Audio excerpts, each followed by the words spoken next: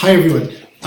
It is, I have to think, it's Thursday morning of our week 7 of the class, and a couple of things came up in the course of the last day or day and a half that I found very interesting, and I decided to make a short video about this. First of all, the same as earlier in the week, I apologize for the wreck behind you, but the carpenters are at my house putting up a lot of bookshelves.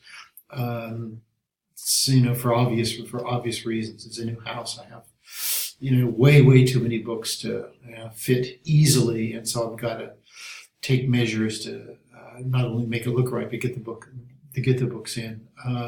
This room will look very nice, when we get it done. We all have to put up with it. With a little bit of luck, you won't be subjected to the carpenters sawing and all that in the course of this talk. Okay, enough of that. A couple of you asked me, I thought, really fantastic questions yesterday, and it had to do with foreign languages and foreign quote unquote cultures. And I want to urge everyone to do this. I mean, if you want to take a look at non-English language songs, non-English language novels, poems, that's fine. If your knowledge of those languages, is not perfect or is not native speaker, I mean, frankly, don't worry about it. Because that's part of listen, in a course like one of the fundamental things to study is this cultural splits. That is the difference between, the world of the United States and England and, basically everywhere else.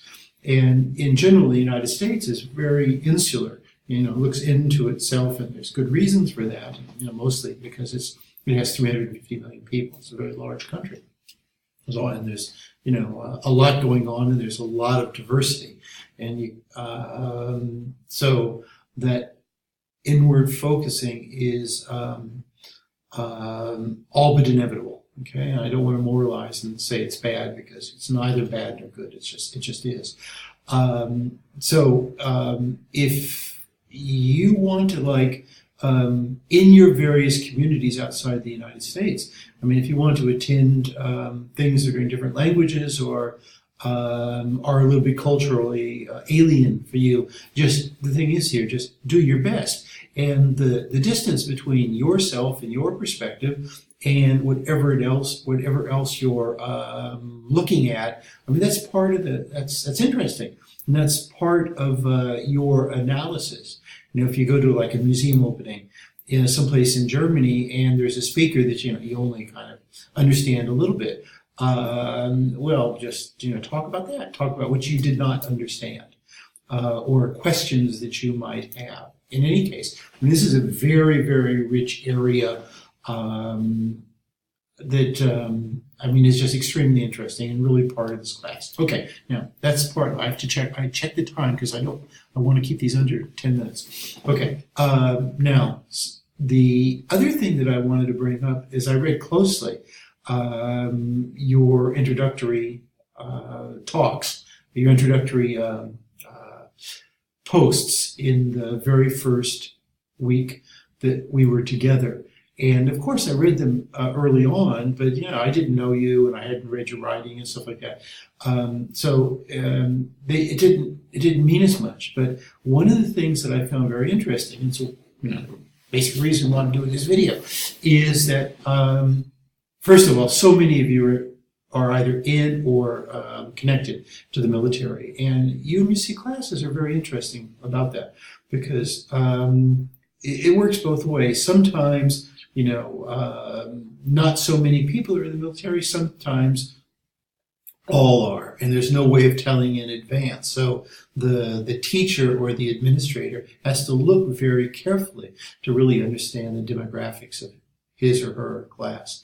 And as I was going through ours, I noticed two things. First of all, most of you are either in, have been, or are connected to the military, number one.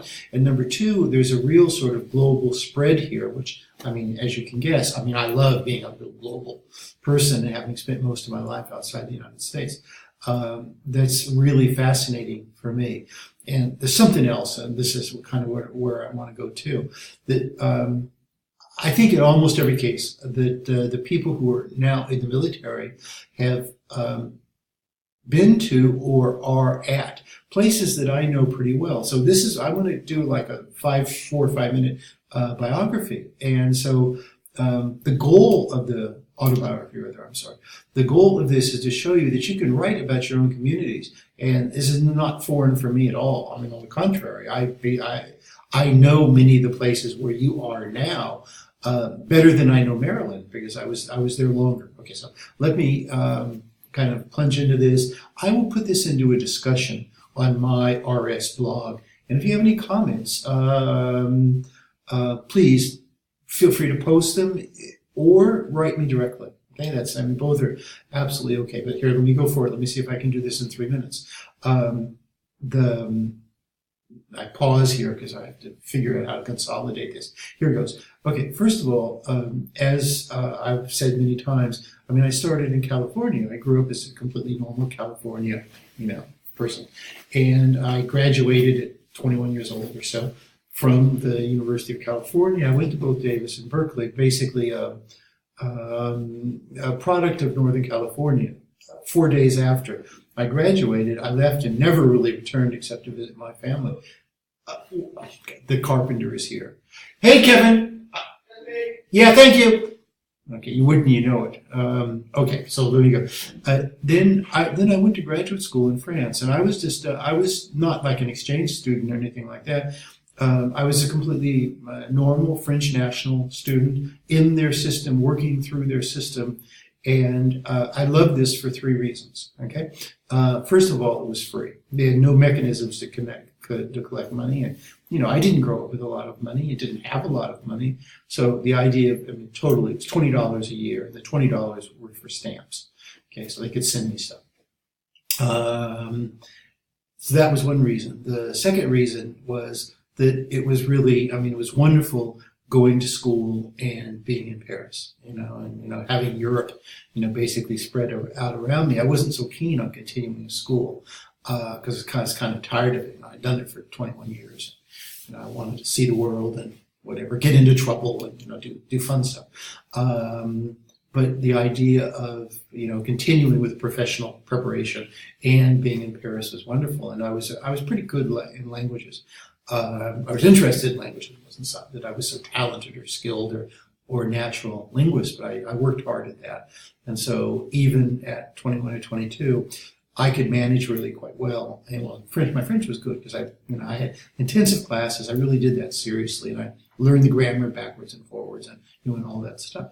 But I had Italian family, and so that was helpful, really helpful actually. And then my first real foreign language was German, which I'd studied since I was a little kid. And so I had the chance not only to study at the University of Paris, but live in Paris and work on my languages. I hear the carpenter, so I'm going to have to hurry up before he starts sawing.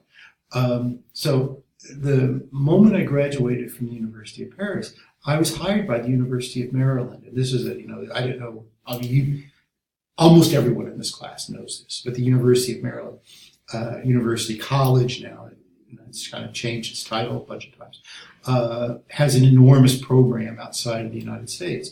And this program worked really well for me. Okay, so this is what I want to say here. So I spent 5 years in the south of Italy, and I basically worked in all the Italian bases. So I worked first in Naples, and then San Vito Air Station, which is an Air Force intelligence base, basically, which is closed now. It's by Brindisi. And then I worked in northern Italy as well. So I did that for 4 or 5 years. So when people mention the various places in Italy, Aviano, Vicenza, I know those places, frankly, better than I know Maryland, because I spent a lot of time there. My family is from Venice, so I got to, I had places to live there and stuff like that. Okay, and then after whatever it was, I don't even remember anymore, 4 or 5 years, I moved to Hahn Air Base in Germany. I moved to Hahn Air Base in Germany because there were a lot of classes and they really, really needed interdisciplinary teachers. And that was fantastic because what I did is not only did I have a stable place to teach very, very good students, but after a year or so, they had me traveling all over Europe teaching their special classes for them. So when you mention Ramstein and Wiesbaden and Spangdahlem and let me see, Grafenwörth, there's probably other places that I'm forgetting. Stuttgart is another one, but there used to be bases in Munich. Vilseck is another one. The one in the north, I'm forgetting it. I always do this. It'll come to me. Where they did the shipping to and from the United States, I know really well. And then the three big fighter bases, Hahn, which was the first base to have F-16s, which is closed now. Spangdahlem, which had the first F-4 Wild Weasels, and then the F-16 and the A-10s, and then Bitburg, which had the great F-15 fighters, interceptors, for until whatever, 10 years ago now, I guess. I got to teach right in, that was my triangle there, and that was fantastic. So I know all those places, and I know the culture. This goes back, how am I doing at the time? Fine. So this goes back to, what you can write about. You can write about the culture of your post or base. You can refer to all that as you like. I know that culture very well. As I wrote a couple of you, I taught for Air Force leadership schools, and I designed, you guys will understand this, my own colleagues often don't. I designed a training class for crew chiefs on the F-16s because the Air Force was having trouble with their passing their exams. I forget right off the top of my head the exact name of those exams. I know it, but I just don't remember right now. And they were failing the exams, and somehow or another this came to my attention. And I just told, I was very frank with our education officer. So I said, I can fix this. And he said, no, you can't. The test is, talked about how hard it was and how the students couldn't pass the test and all that stuff. I said, no, just give me a pilot and I'll do it. And I said, I'll do it for free. Hey, Kevin, 1 second and I'm done. And I did it because I knew how to teach study skills. And I immediately understood why the students were having trouble. And so I fixed it. And that was really good for everyone because it saved the Air Force a lot of money. So, I'm really familiar with the cultures, the cultures there. And I want to urge you to get out in the last, I know there's not so much time left in the class, but I want to urge you to get out into your communities and, attend cultural things there. As I was saying earlier, even if you don't quite understand, that's absolutely okay. Use that is to say, the difficulty of working with German as part of your paper and have fun with it. And don't worry you're not going to do something right. Everything is right in this case as long as you're clear. Okay. Because I have to unleash my carpenter now, and I want to spare you the sound of saws, and I want to proceed. So before the class is over, you can see a nice rip. I'll let you go now. Thank you, everyone. You're being very patient, and your work has been great. I really have enjoyed going through the discussions, and I think I've commented on almost everyone. Maybe not everyone, but I'm getting there. Okay, and give me another 2 or 3 days, and they will all have little responses. When I ask you questions, take that with a grain of salt. You don't have to answer them. If you have time, go ahead, and then I will respond. I will, over the weekend, I'll go back and I'll respond to your responses. Okay, thank you very much. We hit 15 minutes, and so I need to stop. Thanks, everyone. Have a great end of the week and a great weekend. And you know where I am, 301-728-5175. Text me, and I'll get right back to you, or just email me, and the same thing. I'll be very prompt in these last 2 weeks.